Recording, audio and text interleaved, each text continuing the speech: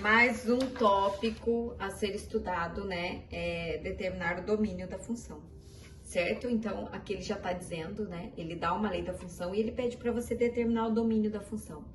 Lembrando que nós temos algumas particularidades. Por exemplo, essa função aqui, ó, essa fraçãozinha, ela só vai existir quando o denominador for diferente de zero, correto? Isso é uma condição de existência da minha fração. Então, quer dizer que essa parte de baixo aqui não pode ser zero, porque senão, matematicamente falando, não existe.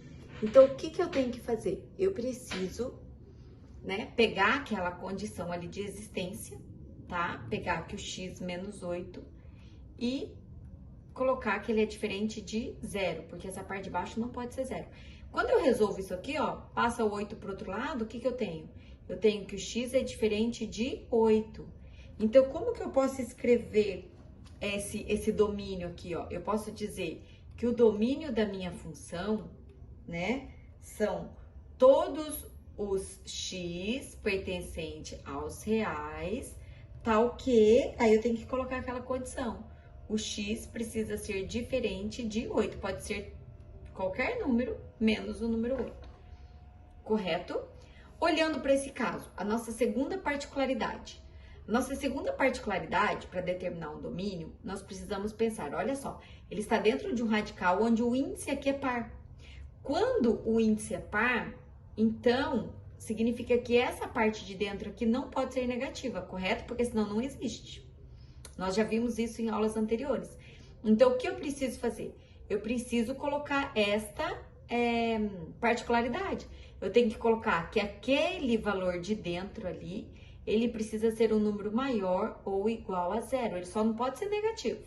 E daí, quando eu resolvo, o que eu tenho? Passa o 5 para o outro lado, ele é negativo, vai ficar positivo. E aí, eu vou escrever da mesma forma. O domínio de f é igual. São todos os x pertencentes aos reais, tal que x é maior ou igual a 5. Tá? Desse mesmo jeitinho, só que aqui onde eu tenho que x é diferente de 8, eu vou colocar x é maior ou igual a 5. Ok, prof, entendi. E a terceira? A terceira, olha só, a terceira é como se eu estivesse juntando esta e esta. Então, eu preciso prestar atenção nas duas condições de existência, tá? Então, primeiro, eu tenho uma fração. Aqui embaixo não pode ser zero. E eu tenho um radical com índice par. Então, se o índice é par, aqui não pode ser negativo. Logo, nesse caso, eu vou ter que dizer que aquele x menos 4 tem que ser só maior do que zero. Ok? Por quê? Porque ele faz parte do denominador. E se eu colocar maior ou igual, aí cai na condição de não existir, que é a primeira condição de existência. Tá? Então, olha só. Quando eu tenho uma fração, tem que ser diferente de zero. Quando eu tenho um radical, né? Eu preciso ter maior ou igual a zero. E quando eu tenho um radical no denominador da fração, ele precisa ser só maior do que zero. Então, é só eu resolver, né? Passo menos 4 para o outro lado, ele vai ficar positivo também. E aí, como que eu escrevo? Da mesma maneira, né? O domínio de f são todos os x pertencentes aos reais, tal que aquele x precisa ser maior do que 4. Ou seja, pode ser qualquer número, desde que seja maior do que 4, ok? E aqui tem mais um critério, né? Estamos finalizando mais esse critério, que é condição de existência, para a gente determinar o domínio de uma função. Prof, e se não tiver nenhum desses probleminhas?